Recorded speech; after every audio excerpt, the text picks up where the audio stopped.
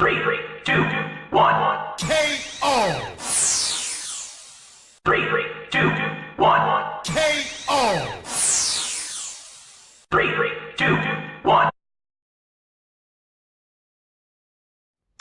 네, 유튜브 시청자 여러분 안녕하십니까. 기류의 사람 인생연구소, 기류의 사람 랩 인생 강사 이지환입니다. 네, 안녕하세요. 자, 제가 이제 유튜브 채널을 개설하고요. 10분 맞짱 10분 코너를 꽤 자주 열심히 찍어서 이렇게 포스팅을 하고 있는데요. 10분 맞짱 시간은 이렇게 생각하시면 맞을 것 같아요. 어차피 시간이 10분만 딱 하려고 10분만 딱 하려고 뭐 더 길게 하면 요즘 유튜버들께서는 감각이 빨라서 길게 해도 잘 안 보신다고 하니까, 그래서 딱 10분 10분 안쪽으로만 이렇게 만들어서 그냥 어떤 특정 주제를 이렇게 하려고 하면 재미없죠.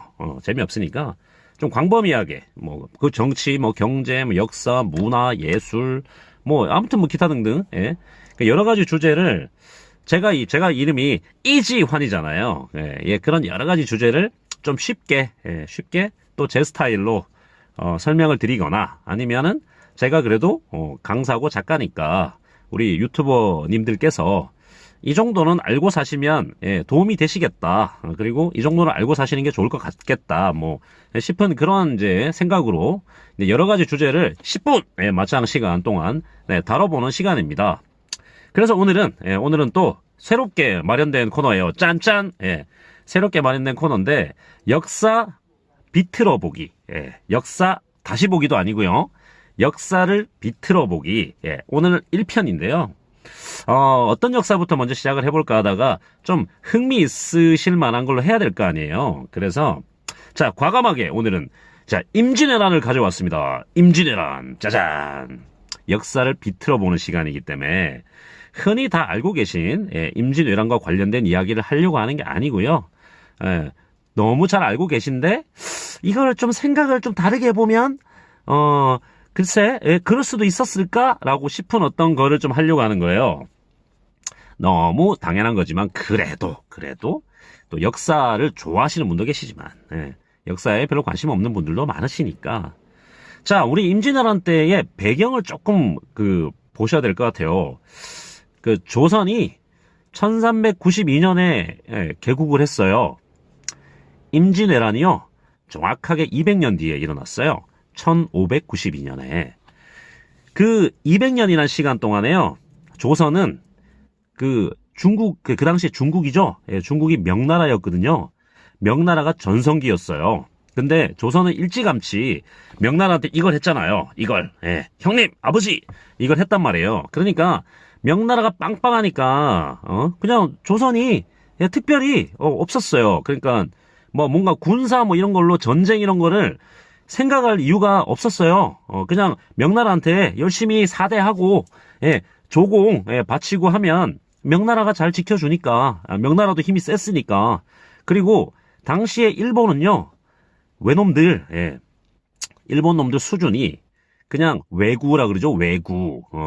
저기 서해안, 남해안 이렇게 배 타고 와서 노략질하고 부녀자 좀 이상하지도 하고, 근데 그게 좀 소규모 수준이었거든요. 그러니까 조선은 기본적으로 명나라는 우리가 이렇게 모시고 있으니까, 잘 모시고 있으니까 걱정 없고, 그 다음에 저기 섬나라 외놈들은 아유 지들이 그래봤자 왜군데 뭐 하겠냐, 이런 생각이 굉장히 지배적이었던 거예요. 그래서 조선이 건국하고 난 다음에, 개국하고 난 다음에 200년 동안이 완전 태평성대였어요. 아무 일이 없었어요. 그러다가 이제 놓친 거죠. 외놈들은 알게 모르게 막 힘을 준비하고 있던 거예요. 알잖아요. 토요토미 히데요시라는 놈. 막 일본 자기 안에서 막 싸우다가, 근데 그러다가 이제 힘을 좀 모아야 되니까, 지금 우리나라에도 보면 정치인들이 그거 많이 하잖아요. 자기들 표 이렇게 좀 끌어들이려고 할 때, 북한 막 끌어들여가지고, 북한하고 막 사이가 나쁘게 막 만들면은 우리나라 국민들이 무서워서, 막 그렇게 한쪽으로 그 정신이 팔리니까. 근데 토요토미 히데요시도 당시에 그랬거든요. 그러니까 일본 자기들 안에서 막 자기들끼리 싸우다가 힘을 막 모으고 싶으니까, 야 우리 저 조선도 치고 명나라도 치고 뭐 그래서 쳐들어온 게 임진왜란이었다. 자, 근데 임진왜란 때 그 외놈들이 부산포로 먼저 들어왔단 말이에요. 부산으로 들어오자마자 그냥 파죽지세로. 왜냐면 조선은 일본 놈들이 그 조총이라고 하는 총을 갖고 있다는 생각을 못했어요. 그리고 자, 이거는 요새 시험에 잘 나오는, 원래 시험에 잘 나오는 건데요.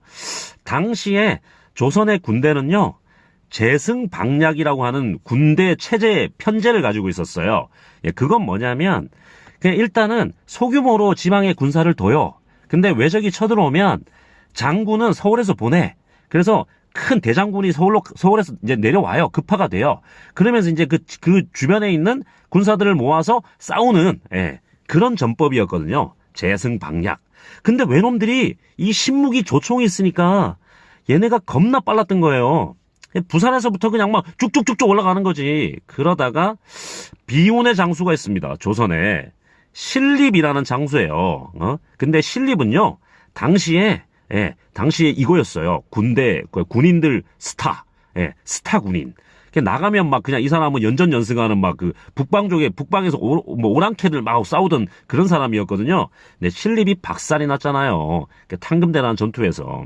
자, 그러면서, 자, 이 대목부터가 이제 역사 비틀어보기인데요. 그 다음에 신립이 박살이 나니까 선조는 멘붕이 온 거죠. 그래서 이제 도망을 갔잖아요. 저기 의주로 막 도망을 갔잖아요. 그리고 내가 명나라한테 의탁하면 산다. 이렇게 하고 한양을 버리고 도망가니까 백성들은 저 땅에 무슨 왕이야? 하고 난리가 났고, 그 다음에 경복궁, 창덕궁 다 비우고 가니까 경복궁, 창덕궁 외놈들이 불지른 거 아니에요. 외놈들이 한양에 갔을 때는 백성들이 열받아서 다 궁궐 다 불질러버리고 아무것도 안 남았었어요.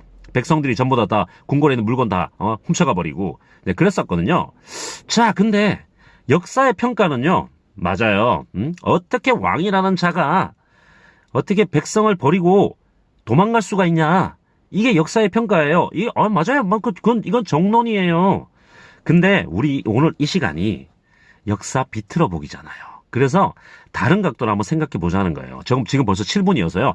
빨리 얘기해야 돼요. 자, 선조는 그 사람의 인물됨 자체도 좀 모질한 것도 있었을 거예요. 근데 조선이란 나라를 좀 생각해 보자고요. 조선은 왕정이었잖아요. 말 그대로 왕이에요. 왕게임의 왕이잖아요. 물론 조선의 27대 왕들 중에서 왕 같지 않은 왕들도 많았어요. 소위 말하는 대신들이 힘이 세서 왕을 막 이렇게 쥐락펴락했던 경우도 허다했거든요.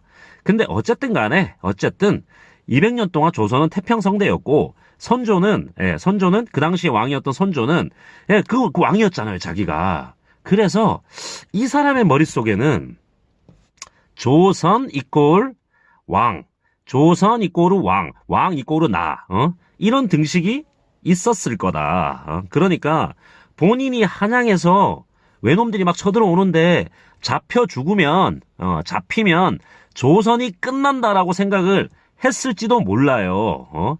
자기가 왕이니까. 그래서 선조가 튄 거죠. 물론 백성을 버리고 튀었다. 이런 것 때문에 선조는 지금 내내, 그죠? 우리 역사책에서 내내 씹혀요. 어떻게 저 대단한 장군 이순신 장군을 전쟁 끝나고 난 다음에 2등급 포상밖에 안 했어요. 자, 그랬고 그다음에 자기하고 막 저기 의주로 신의주 이쪽으로 막 이렇게 모시고 갔던 그런 사람들은 전부 다 1등급 주고 막 그 사람 그랬거든요.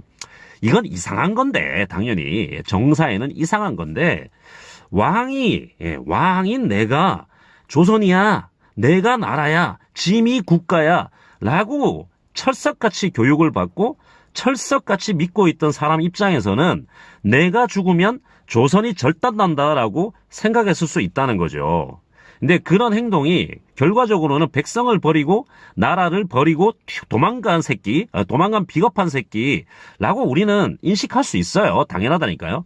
근데 그것만이 아니라 실제로 선조는 그런 생각이 강했을 수 있고, 나중에 전쟁이 끝나고 난 다음에, 임진왜란이 끝나고 난 다음에 본인이 직접 그런 얘기를 한 적이 있어요.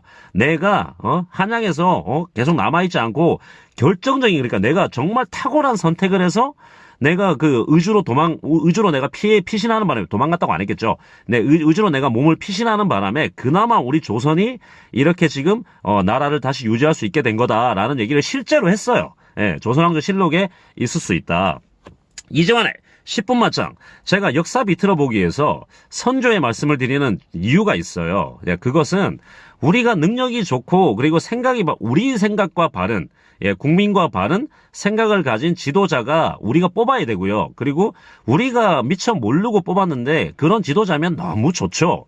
그러나 지도자가 어떤 생각을 갖고 있냐에 따라서 리더가 어떤 생각을 갖고 있냐에 따라서 그 결과가 판이하게 다를 수도 있고 그리고 그것이 일반 대중, 대다수의 기대하고는 전혀 다른 선택을 하게 될 수도 있는 거다. 근데 그 리더의 생각이라고 하는 것이 항상 우리 다수들이 원하는 생각만큼 안 될 수가 있다. 라는 것을 생각해 보면서 지금 우리도 이 시대의 리더들을 한번 곰곰이 생각해 보는 것은 어떨까요? 우리는 우리가 가진 우리 가치와 우리가 가진 어떤 명분이 있지만 리더들도 자기들만이 가지고 있는 어떤 자기들만의 어떤 명분이나 논리가 있지 않을까요? 네, 그 사람들 여유 있게 생각해 주자 아니에요. 역사 비틀어 보는 거예요. 그냥 관점을 달리 보면 다르게 보일 수도 있을 수도 있다. 라는 이 말씀을 드리고 싶은 거였습니다. 지금까지 인생 강사 누구였다고요? 이지환이었어요. 안녕.